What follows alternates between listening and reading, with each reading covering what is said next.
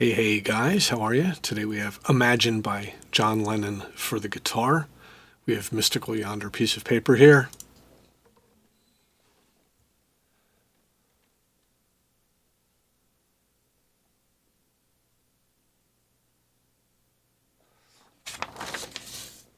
Okay.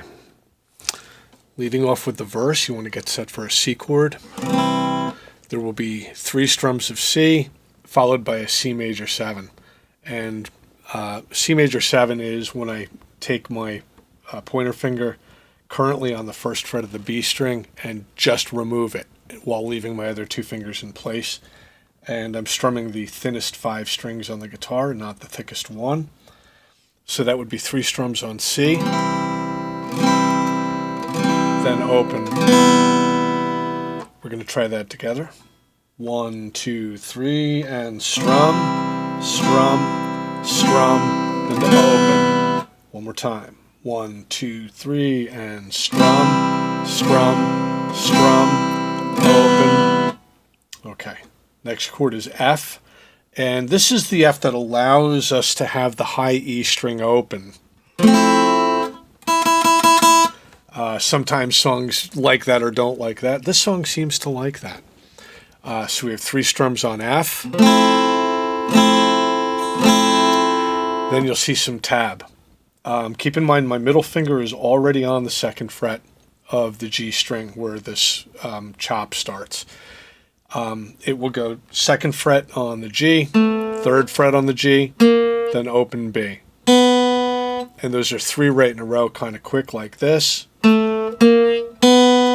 We'll try that together. 1, 2, 3, 4. 1, 2, 3, 4. 1, 2, 3, 4. A little bit quicker. 1, 2, 3, 4. 1, 2, 3, 4. And a little bit quicker. 1, 2, 3, 4. 1, 2, 3, 4. 1, 2, 3, 4. All right, so that F part will be 3 strums. That's kind of that signature musical thing that happens right there. It's kind of fun on a guitar. It's fun on a piano as well. All right, if we're going to take the whole verse part now from the C, a little on the slow side. And we're going to run this with a recording. Here's your count in.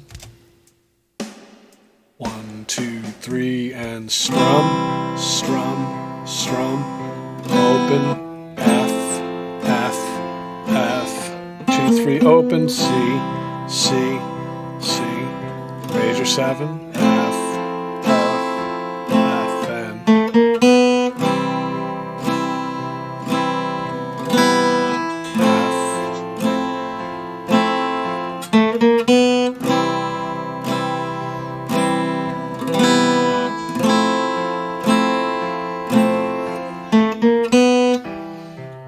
Okay, that part will always repeat 4 times while you hear singing.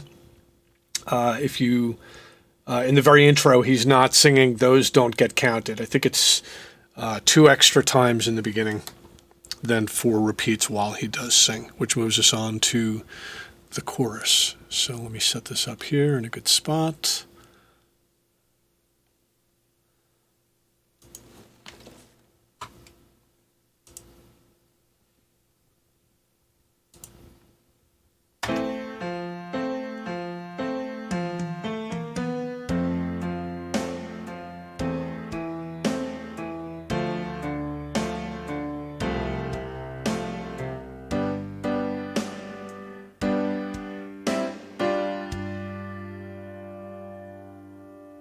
Okay, what you have here is you have an F, same as we just had in the verse, so it's pretty easy to get to. For 2 counts. A minor 7, it's just like a normal A minor, but without your ring finger on the G string. I still have a finger planted here on 1st fret of the B string that kind of helps me get there from the F and just bring my middle finger over to the D string. He doesn't actually strum the the low A string open under this like a typical A minor 7. He's only really doing the 4 skinniest strings like he did with the F chord. So if you keep strumming in the same manner, you'll be okay. So you have F, A minor 7, D5, and you might remember this from White Room, D minor with C bass, also from White Room.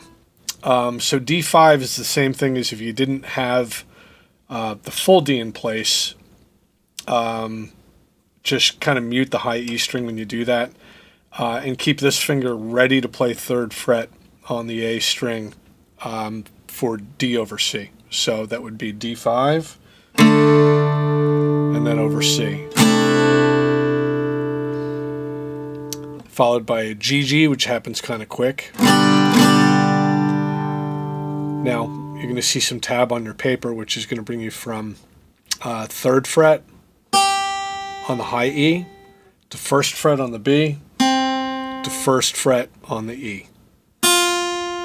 So take a moment just to do that. We have 3rd, 1st on B, 1st on E.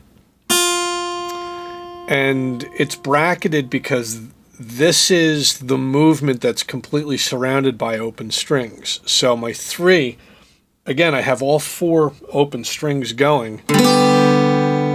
Same thing when I get to that 1 on the B, and same thing when I get to that 1 on E.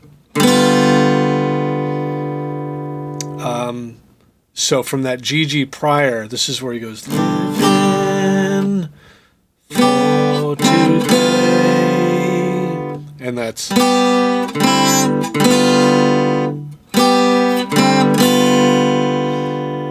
right. So we're going to try that whole line from the F. Here comes the recording. 1, 2, 3, and F, A minor 7, D5, C bass, G, G.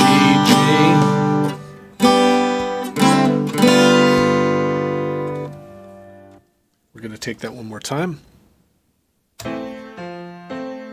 1, 2, 3, and F, A minor 7, D5, G, C bass, G, G, and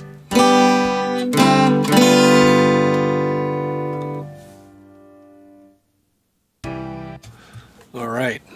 Now later in the song, we do run into a bridge. The song is arranged so it goes the verse, then the chorus, then the verse, then the chorus again, and then after that you run into this bridge. 3, 4, F, 2, G for 2, C, O1, E7. 3 times we do this. F for 2, G for 2, C, O1, E7. All right, so let's take a look at those. F, same way we've been seeing it this whole song. G, C, and similarly to what we've seen him do before, he's going to kind of pull the trigger by going to an open and then to a 1, and that's still part of the C chord. So at the beginning of that bar, you do hit the C, and then you'll hit the C chord once with open and once with 1. So that goes like C chord, O1. That's C chord, O1. All right, then E7.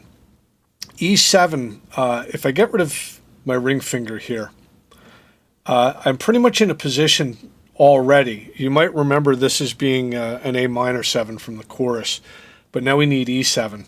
And for E7, it's the same exact move, except I just shove everything across the fingerboard.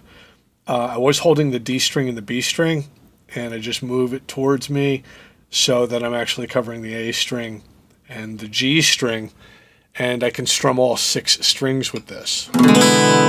E7, nice big chord there. If I'm getting there from a C chord, again, this is where my position just kind of does that hopscotch thing across the fingerboard to get me from the C to the E7. All right, so main line of the bridge. Here we go. 2, 3, 4. F, G, C, O1, E7. Again, F, G, C, O1, E7, F, G, C, O1, E7, F, G, and C.